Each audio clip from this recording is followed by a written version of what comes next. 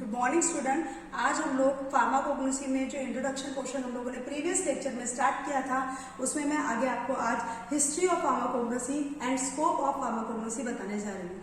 History of pharmacognosy, इससे हम थोड़ा सा हिंट ये लेंगे कि हिस्ट्री मतलब क्या, कौन से ऐसे दिग्गज लोग थे जिन्होंने हिस्ट्री में कंट्रीब्यूशन किया है और फार्माकोग्नोसी के लिए काम किया है, उनकी आज हम यहाँ पर जानकारी लेने वाले हैं। और साथ में ही स्कोप ऑफ फार्माकोग्नोसी मतलब क्या होता है, स्कोप मतलब होता है पर्पस और इम्पोर्टेंस, क्या जरूरत है, और स्कोप ऑफ फार्माकोग्नोसी का मतलब ये होता है कि क्या हमको उससे आगे आगे जानने के लिए मिलेगा, और ये जो नॉलेज है ये अक्वायर करने के बाद कहाँ कहाँ हमको ये नॉलेज काम आने वाला है, वो हम स्कोप में पढ़ने वाले। तो स्टार्ट करते हैं हमारे टॉपिक हिस्ट्री ऑफ फार्माकोग्नोसी के साथ में। सबसे पहले यहाँ पे लिखा है पैपरस एब्रस। पैपरस एब्रस जो थे, इन्होंने 1500 बिफोर क्राइस्ट, बीसी का मतलब होता है बिफोर क्राइस्ट, इसमें इन्होंने ये एक डॉक्यूमेंट लिखा था। They return a document which confirm that, उससे ये कंफर्म हो गया था कि they were aware of uses of medicinal plant. उस वक्त मेडिसिनल प्लांट का यूज किया जाता था और मेडिसिनल प्लांट ट्रीटमेंट ऑप्शंस के लिए यूज किए जाते थे। ये उस डॉक्यूमेंट से प्रूफ हुआ था। ठीक है, किसने किया था? पैपरस एब्रस। कब किया था? 1500 बिफोर क्राइस्ट। सेकंड है हिप्पोक्रेट्स। हिप्पोक्रेट्स जो थे, इन्होंने 460 to 360 ये इनका ड्यूरेशन है, और बिफोर क्राइस्ट में इन्होंने क्या किया था? They called as father of medicine. उनको फादर ऑफ मेडिसिन कहा गया था। मतलब इतना बड़ा कॉन्ट्रीब्यूशन, जैसे हम इंडिया के फादर ऑफ नेशन किसको बोलते हैं? महात्मा गांधी को बोलते हैं ना, उसी तरीके से फादर ऑफ मेडिसिन हिप्पोक्रेट्स को कहा जाता है।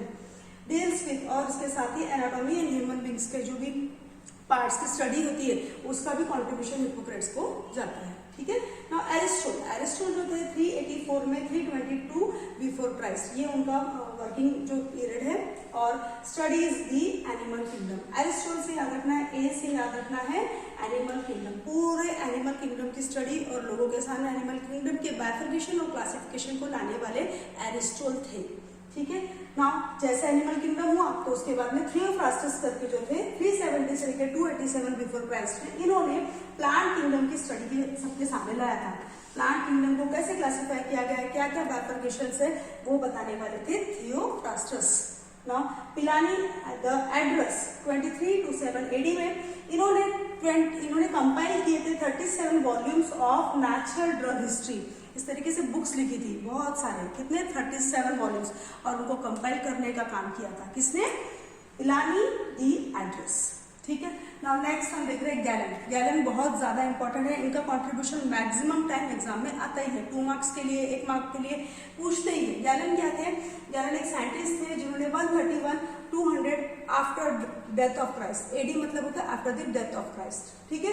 Describe the various method for identification of plant and animal drug. इन्होंने बहुत सारे मेथड और बहुत सारे प्लांट्स और एनिमल ओरिजिन के ड्रग्स को आइडेंटिफाई किया था, उनके यूजेस को लोगों को बताया था कि ये यूज हम कर सकते हैं for the treatment of disease. साथ में ही उन्होंने बहुत अच्छी प्रोसीजर बताई थी कि प्लांट्स के जो भी हम ड्रग्स के रूप में यूज करना चाहते हैं, तो होल प्लांट को ना यूज करते हुए उसका हम एक्सट्रैक्शन करें और उसको एक्सट्रैक्ट को हम इस्तेमाल करें, ये प्रोसीजर बताने वाले थे गैलन। इसी वजह से उनकी एक ब्रांच ऑफ फार्मेसी है या ब्रांच ऑफ साइंस है जिसको कहा गया ग्लैनिकल्स या ग्लैनिकल फार्मेसी। ठीक है। तो ये 2 उनके मेन कंट्रीब्यूशन आपको याद रखना है। सबसे पहला, प्लांट के वेरियस यूजेस को लोगों तक पहुंचाने वाले थे गैलन्स, और एक्सट्रैक्शन की प्रोसीजर को लोगों तक लाने वाले थे गैलन, जिसको कहा गया ग्लैनिकल्स। एग्जाम्पल, आपको इसके एग्जाम्पल वगैरह कुछ याद नहीं रखना, लेकिन ये 2 कंट्रीब्यूशन 2 मार्क्स के लिए आते हैं। नाउ नेक्स्ट है सेडलर। सेडलर भी नेक्स्ट टू इंपॉर्टेंट, बहुत ज्यादा इंपॉर्टेंट, मैक्सिमम टाइम एग्जाम में आता है। 1815 ये उसका ईयर याद रखना है। ठीक है। He coined the term pharmacognosy. Pharmacognosy ये सब्जेक्ट को फार्माकोग्नोसी नाम देने वाले थे सेडलर, इन्होंने ये नाम दिया है। ठीक है। तो कहाँ से आया है ये नाम? एनालेक्टा फार्माकोग्नोस्टिका, ये ग्रीक वर्ड है जिसमें फार्माकॉग मीन्स होता है ड्रग्स, नेचुरल ओरिजिन से मिलने वाली ड्रग्स, और गिग्नोसन मीन्स होता है एक्वायर नॉलेज। तो फार्माकोग्नोसी का टुगेदर मीनिंग क्या हो गया कि ड्रग के बारे में उसका जो नॉलेज एक्वायर करना है। ठीक है। ड्रग के बारे में जो हम नॉलेज एक्वायर करते हैं, that study is known as pharmacognosy. ये सेडलर ने बताया था। बहुत इंपॉर्टेंट 2 मार्क्स के लिए ये भी आता है ना। 40 जो है इन्होंने एक्सप्लेन किया था utilisation of plant from natural source. Natural source से हम प्लांट को कैसे मेडिसिनल पर्पज पे यूज कर सकते हैं ये भी बताने वाले थे 40। ना नेक्स्ट है डायस्पोराइड्स, अगेन इंपॉर्टेंट है ये। वर्क अ बुक, इन्होंने एक बुक लिखी थी, wrote a book De Materia Medica, बहुत ही इंपॉर्टेंट। जैसे कि इस बुक में ही सारे उन्होंने यूजेस ऑफ मेडिसिन प्लांट लिख दिए थे कि ये प्लांट का ये यूज है, ये ड्रग का ये यूज है, ये सब इन्होंने लोगों के लिए लिख के रख दिया था। ठीक है, बहुत इंपॉर्टेंट है इनका भी यूज। नाउ नेक्स्ट और लास्ट हम भूलेंगे नहीं, बहुत अच्छे से याद रखेंगे, आयुर्वेद जो हमारे इंडिया का है 5000 साल पहले, इतना पुराना है। ठीक है, और उसमें आयुर्वेद में सारे ड्रग्स, नेचुरल ड्रग्स, प्लांट से मिलने वाले ड्रग्स, एनिमल से मिलने वाले ड्रग्स, मिनरल ओरिजिन से मिलने वाले ड्रग्स, सबकी जानकारी आयुर्वेद में थी। आयुर्वेद को मेन 2 भागों में बांटा गया है, एक है ऋग्वेद और दूसरा है अथर्ववेद। आपने सुना होगा और मैंने यहाँ लिखा भी है, 5000 ईयर अगो का ये साइंस है। ठीक है, इसको 2 मेन भाग में भी उन्होंने डिवाइड किया गया था, चरक संहिता और Sushrut Samhita. Charak Samhita explain the uses of medicine plant and animal, medicine और प्लांट के यूजेस किस तरीके से करने चाहिए, ये चरक संहिता करके एक बहुत बड़ा ग्रंथ है, उसमें लिखा गया है।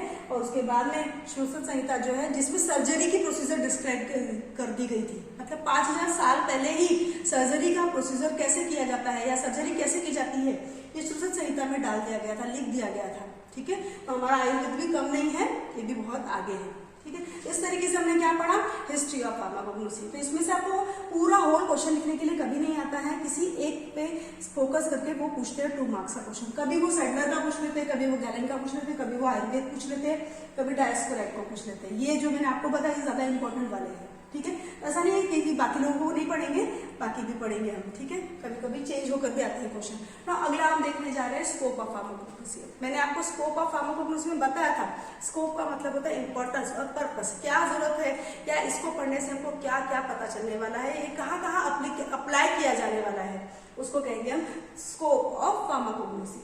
पहला है cultivation and domestication of medicinal plant. अगर हमको फार्माकोग्नोसी का नॉलेज आता है तो मेडिसिनल प्लांट को कैसे कल्टीवेट करना चाहिए ये हम सीखेंगे। एग्जाम्पल के तौर पे कल्टीवेशन ऑफ बेंजोइन और टोलू बाल्सम। बेंजोइन मतलब लोभान होता है, ठीक है, जो हवन सामग्री या इसको यूज करते हैं, लोभान आपने सुना होगा। ठीक है, नाउ सेकंड है इन एनालिसिस ऑफ फाइटोकेमिकल्स।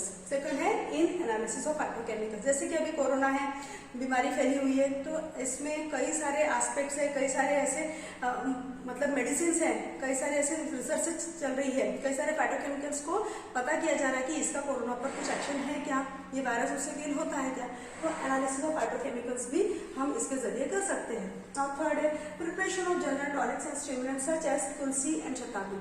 तुलसी, शतावरी ये सब इम्यून सिस्टम को बूस्ट करने वाले हैं, ठीक है, इम्यून सिस्टम को बढ़ाने वाले हैं। तो ऐसे preparation of general tonics and stimulant भी हम स्कोप ऑफ फार्माकोग्नोसी के जरिए हम कर सकते हैं। नेक्स्ट है इन स्टीरॉयड इंडस्ट्री।